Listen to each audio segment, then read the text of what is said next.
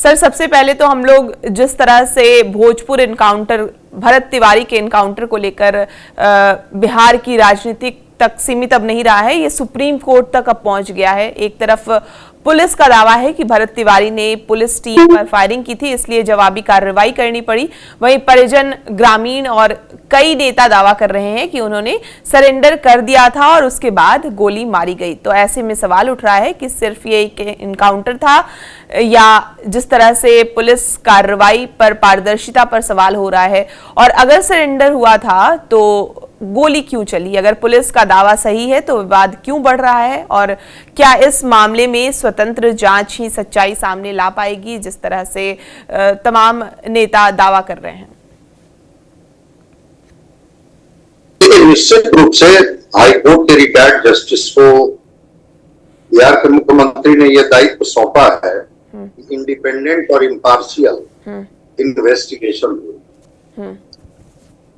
भरत तिवारी के केस में जो कुछ भी है, क्योंकि वो सोशल मीडिया पर वो फेसबुक लाइव कर रहा था एक एक चीज, और आज की तारीख में जो इलेक्ट्रॉनिक एविडेंस है उसको भी कोर्ट मान्यता दे दी थी कि हाँ ठीक है, इलेक्ट्रॉनिक एविडेंस भी है। तो ये बिल्कुल तो एक बात को लेकर के तो संदेह है ही ना कि जब वो पुलिस के सामने हथियार सरेंडर कर देता है, यहाँ ठीक है मैं अब अपना पिस्टल फेंकता हूं, फिर अगर उसकी हत्या होती है, 5 गोलियां उसे मारी जाती है, तो उसका डेथ कहाँ होता है? पुलिस कस्टडी में डेथ होता है। तो कोई व्यक्ति अगर पुलिस कस्टडी में हो और वहां पर उसकी मृत्यु होती है, डेथ होता है, तो एक संदेह की सुई तो पुलिस पर जाती है। हाँ, अगर वो पिस्टल लिए हुए रहता, जो इनकाउंटर की थ्योरी बताई जा रही है, इनकाउंटर तो तब होता ना जब ये पिस्टल से फायर करते रहता और रिटेलिएशन में जो फायरिंग उधर से होती उसकी वजह से इसको गोली लग जाती कोई वाइटल ऑर्गन में और इसकी मृत्यु हो जाती। तो होता कि इनकाउंटर में भरत तिवारी की मौत हो गई और आत्मरक्षार्थ पुलिस ने गोली चलाई, सेल्फ डिफेंस गोली चलाने का उनको अधिकार। लेकिन उनका डेथ कहाँ होता है? भरत तिवारी का डेथ तो पुलिस कस्टडी में होती है जब वो आदमी सरेंडर कर देता है। एक तो ये है कि क्या जो कस्टडी में डेथ होता है उसके पीछे पुलिस की संलिप्तता को नहीं माना जाए। दूसरी, भरत तिवारी ने जितने वीडियो लाइव किए उसमें एक लग रहा है चीजें कि कहीं ना कहीं से वो व्यक्ति सिस्टम के खिलाफ आवाज उठा रहा है, सिस्टम से लड़ने की बात कर रहा है। और अगर कोई व्यक्ति सिस्टम के खिलाफ लड़ रहा है तो उसको लड़ने में कभी कभी ओवर एक्साइटमेंट में कुछ इस तरह की बातें कर जाता है जिसकी वजह से हो सकता है कि थोड़ा पुलिस को लगे उसके बड़बोलेपन को लेकर के।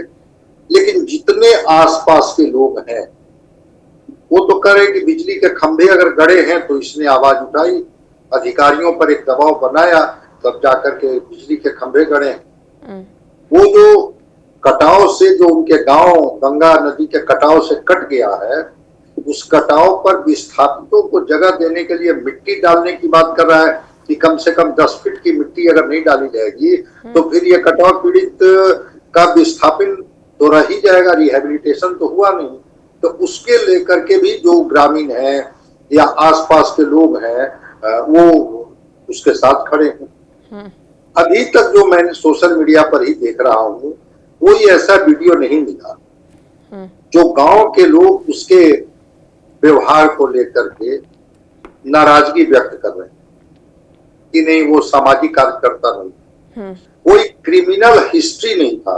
होता है ना कि कोई एंटीसीडेंट होता है कि हाँ जरा उनको खंगाल के देखिए कि पहले भी वो कोई अपराध में सम्मिलित था और फिर वो अपराध को अंजाम दे रहा था, इसलिए पुलिस ने अगर गोली चलाई और उसकी वजह से उनका डेथ हो गई। कोई एंटीसीडेंट नहीं है, कोई आपराधिक पृष्ठभूमि नहीं है, हिस्ट्री नहीं है। तो वैसी स्थिति में भी भरत तिवारी को आखिर पुलिस को मारने की जरूरत क्यों पड़ी? जो एक और बात कही जा रही है कि मानसिक रूप से विक्षिप्त, और ये ठीक है, कभी कभी व्यक्ति कुछ वैसे निर्णय लेने पर जो गांव के लोग बता रहे हैं कि शायद उसके पास एक लॉकेट था सोने का और उसको बेच करके वो कुछ दिन पहले हथियार लाया। इस तरह के नौजवान जो सिस्टम के खिलाफ लड़ते लड़ते, भ्रष्टाचार के खिलाफ लड़ते लड़ते थोड़ा बगावती तेवर में आ जाते हैं, तो उसमें आत्मरक्षा तो उसने कहीं से कोई खरीद ली होगी हथियार, और वो उस दिन पुलिस के सामने ये कर रहा होगा कि हाँ हमें भी ठीक है। हथियार रखने के जुर्म में उस पर एक नहीं 50 धाराएं आप लगाई, पुलिस पर गोली चलाने के लिए भी धारा लगा दी, लेकिन उस भरत तिवारी को मार दिया जाए, ये अधिकार पुलिस को किसने दे दिया? और कई पूर्व डीजीपी रैंक के जो अधिकारी रहे हैं उन्होंने कहा कि नहीं, ये तो सिस्टम की नाकामी। जेल में भी व्यक्ति होता है, दुर्दांत अपराधी भी जेल में होता है, तो क्या उसको वहां पर उसकी हत्या कर दी जाती? भरत तिवारी जिसका न कोई पूर्व में आपराधिक इतिहास रहा है, न भरत तिवारी हाथ में हथियार लेकर के और पुलिस पर फायरिंग कर रहा था और आत्मरक्षा गोली चली जिससे ये व्यक्ति की मौत हो जाती है। ये तो पिस्टल फेंकते हुए भी वीडियो लाइव है। अब रह गई बात कि जब पिस्टल उसने फेंकी दी और कहा कि ठीक है, अगर लगता है कि समाज के हित में सिस्टम जो है निर्णय लेगा और लोगों का भला होगा, तो चलिए मैं ये हथियार फेंकता हूं, ये कहते हुए हथियार फेंकता है। बदले में आप उस पर जितने तरह का FIR कर देते, कोई बात नहीं है कि अवैध हथियार रखने का अधिकार किसने दे दिया। उसके पिता और उसके भाई पर भी पुलिस ने केस दर्ज किया है कि अपने बेटे को यह संरक्षण दे, वो सब ठीक है, इसका फैसला कोर्ट करेगा। न्यायालय में फैसला करने का जो अधिकार है वो अधिकार पुलिस को किसने दे दिया? आप कैसे सजा सुना दीजिएगा? और 3 गोली जो मारी गई वो तो लोगों के बीच में मारी गई, 2 गोली और कैसे मार दी गई? फिर वो गोली मारी कहां गई? अभी तक पोस्टमार्टम का रिपोर्ट सामने आ जाता।